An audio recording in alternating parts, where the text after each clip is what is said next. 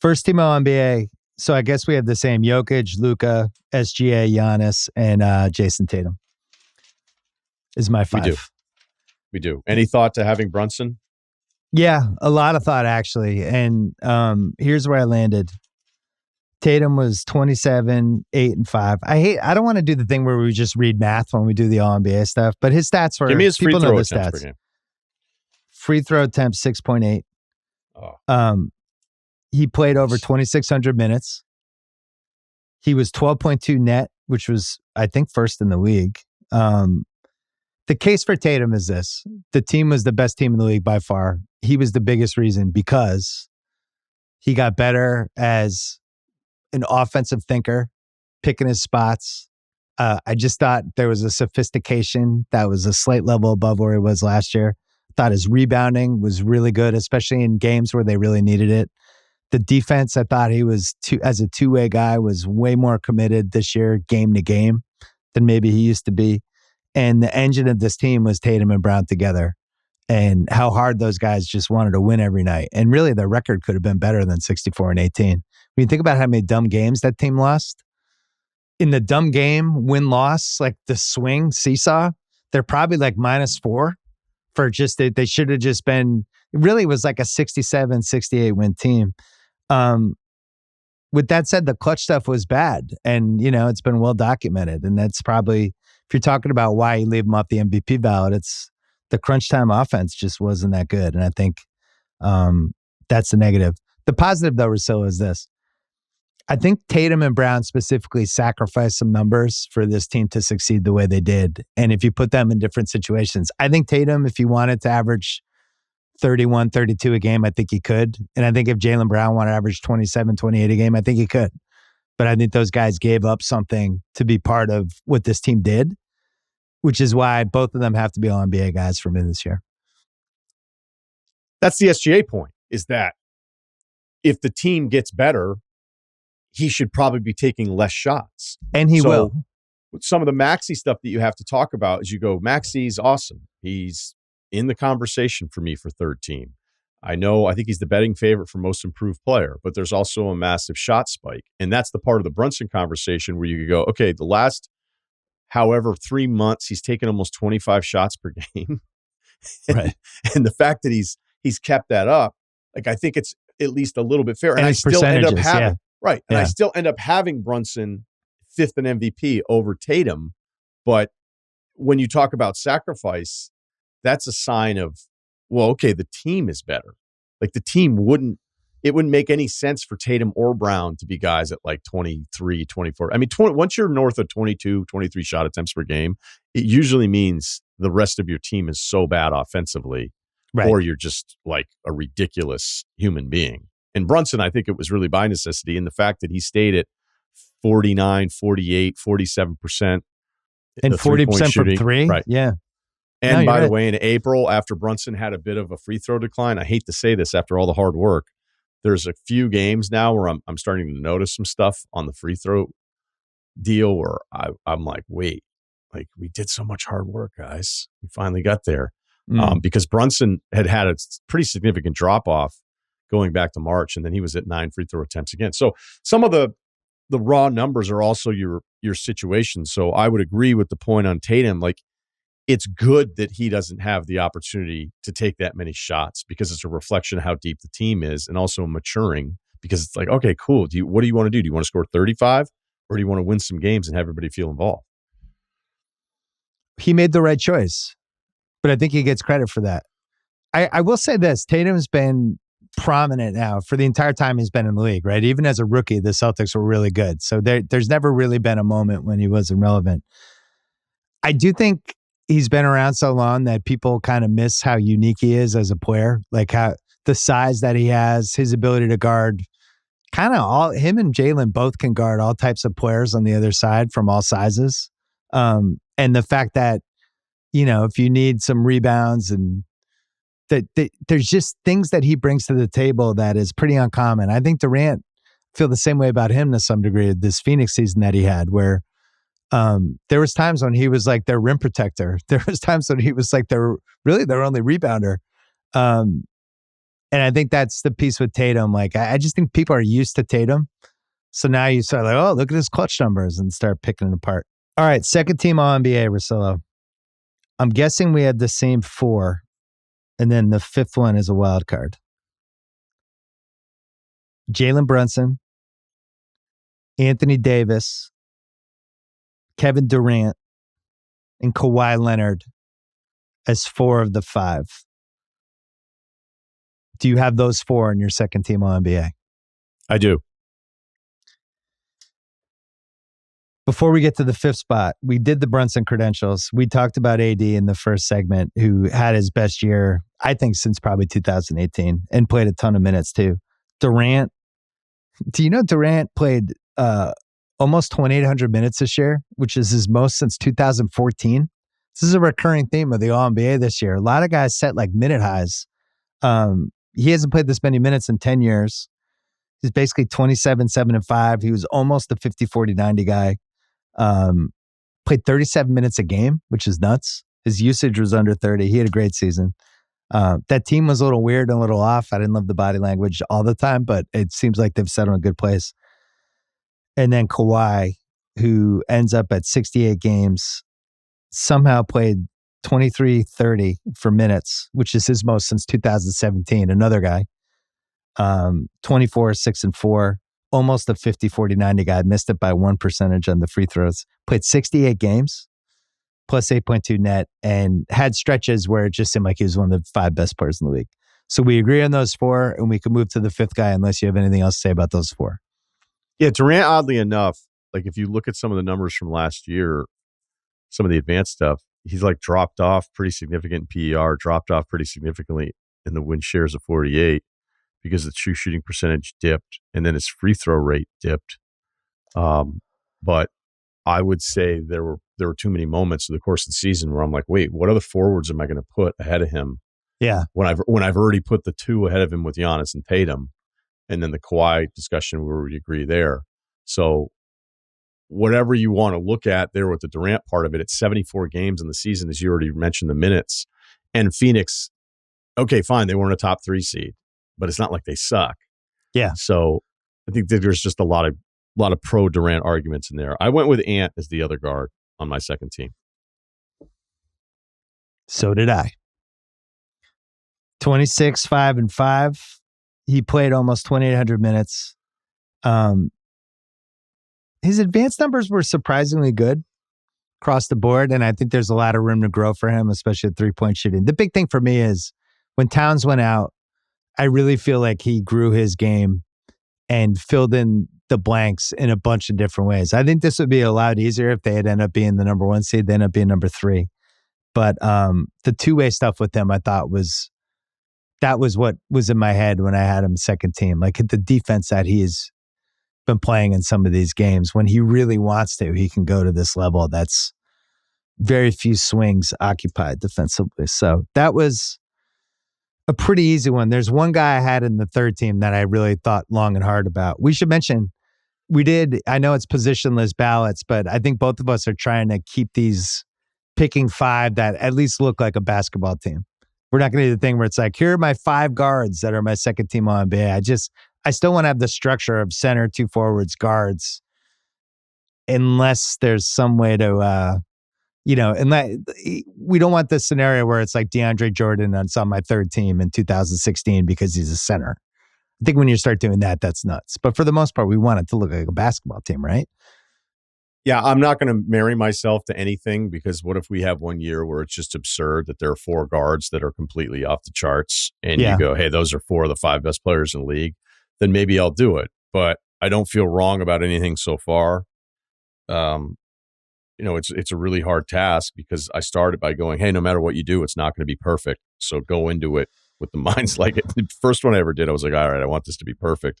But I've stuck to it, and that's where I think the third team, maybe you have a little bit more. And look, every voter can do whatever they want, but I think the third team is maybe where it allows you to have a little bit more creativity with it. Because I don't like over the years, some of the times we did put that third center in, and you're like, this guy's not even close to the other 14 guys as far as stature in the game, and he's going to make all NBA, and then it's going to, then the guy's going to end up in the Hall of Fame. He's like, oh, he made 4 all 3. You're like, what is this? Third team. So LeBron James was my guy that I thought about for the Ant spot in the second team. No kidding. He played over 2,500 minutes. He was 26, 7, and 8. They almost a 50, 40, 80 guy. He shot 41% from 3, best he's ever done. He shot over 5 threes a game and almost 6 free throws a game. He played 71 games. They're 41 and 30 when he played. He played 2,500 plus minutes this year, which was his most since 2018. Another guy.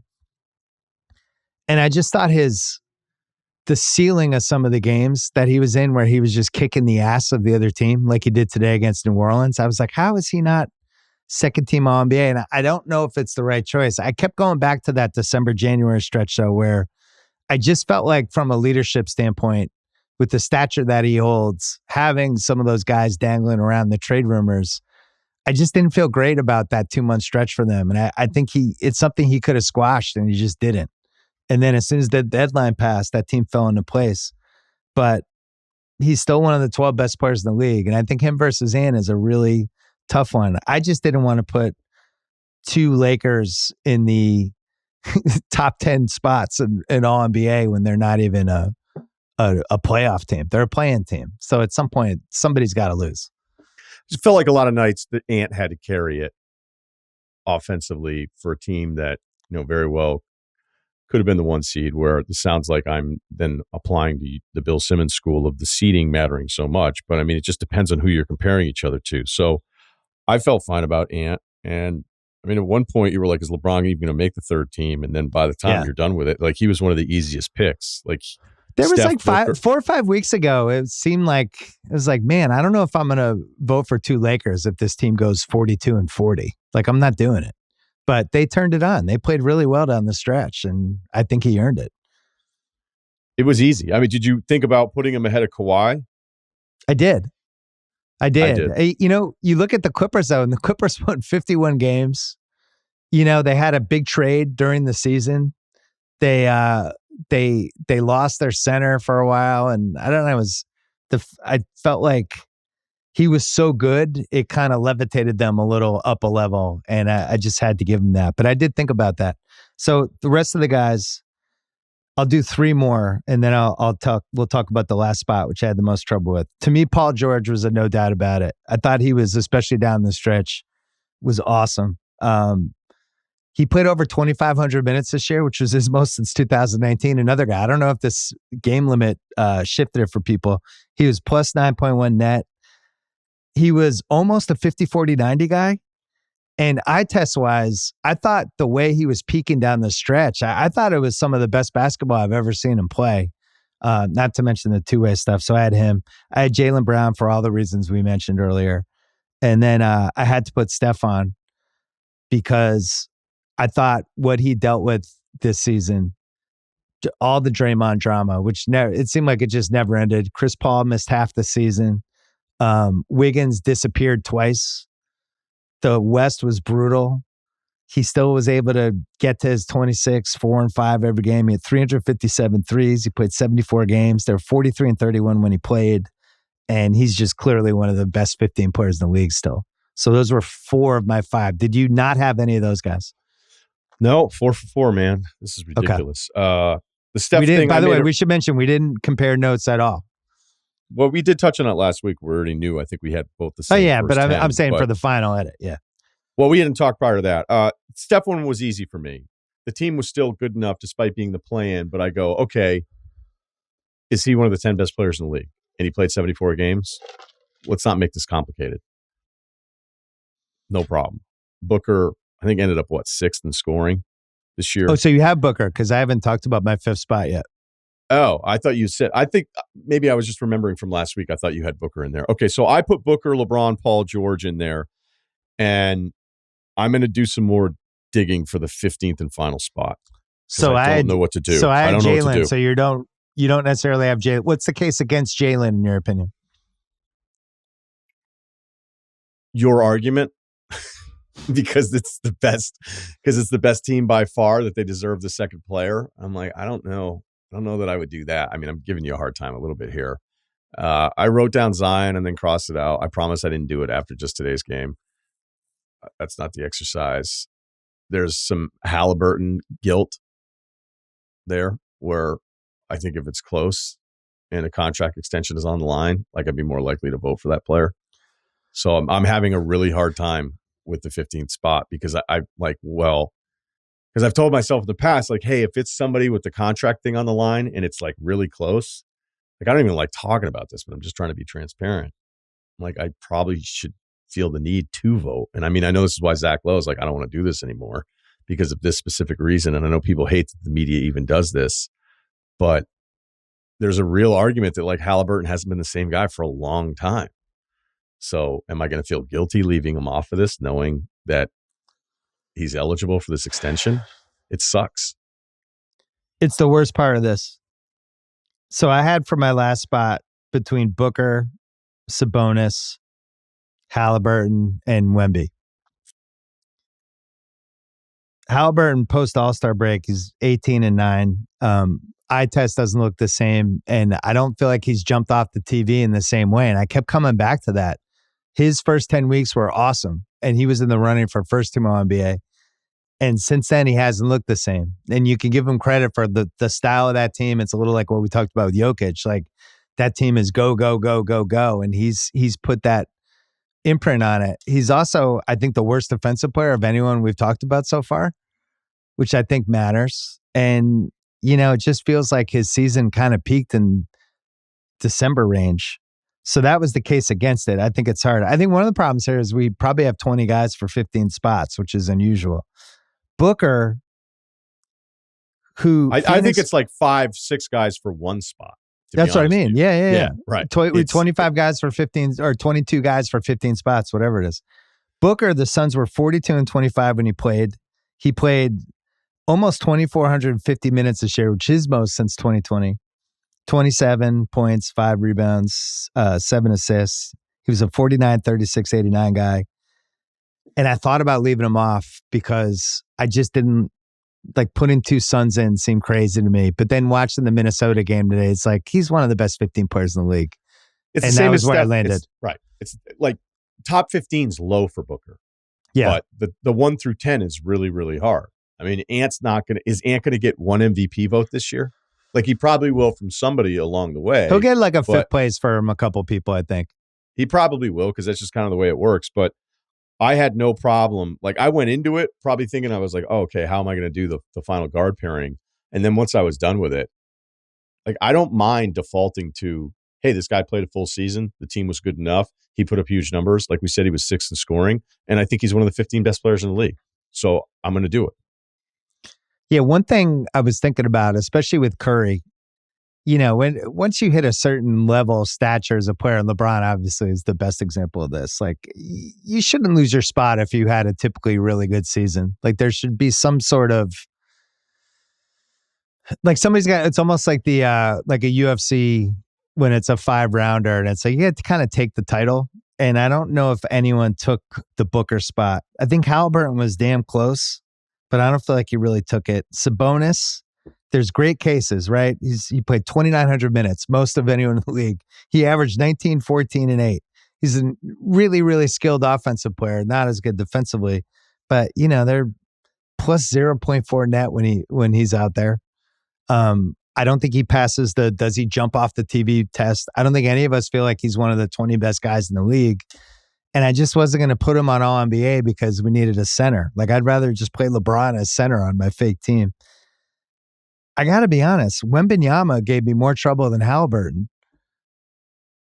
Like I really went down the process with it, thinking like since the All-Star break, he's 24, 12, and 5 with almost 5 blocks a game.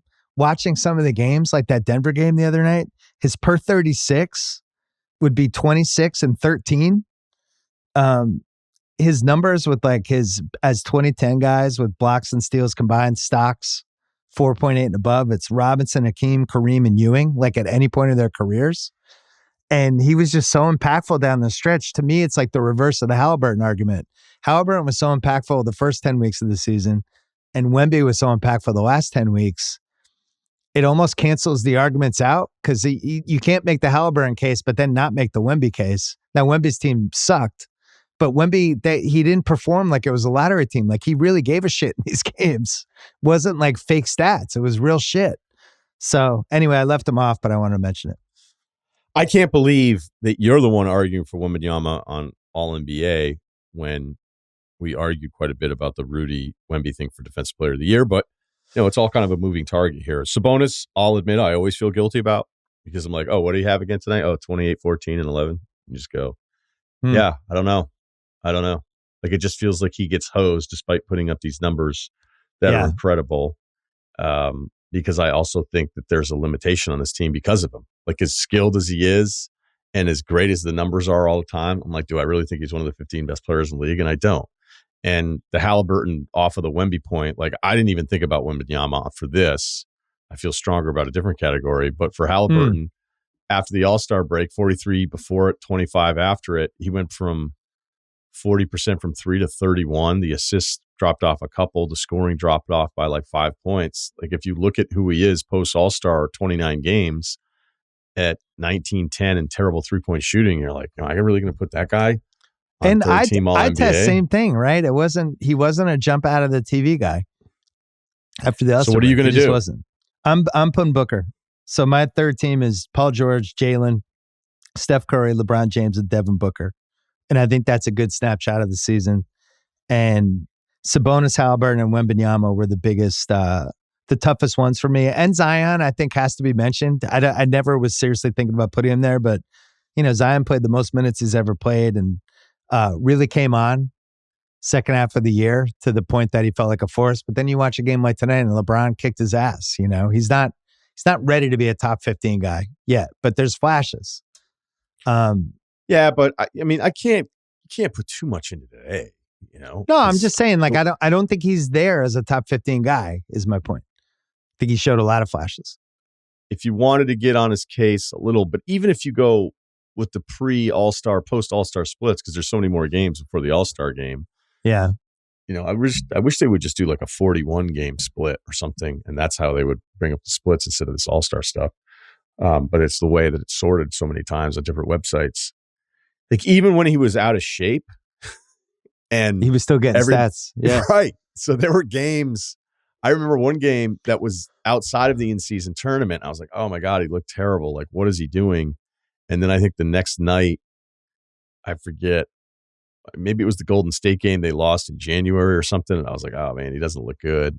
And then he went for 30 back-to-back the next two games. And I was watching it, I think going, I still don't know that he looks good. He just looks better now. He just looks so much better. Agree. And I think this week was terrific up until today's afternoon game. I feel bad about the Halliburton thing.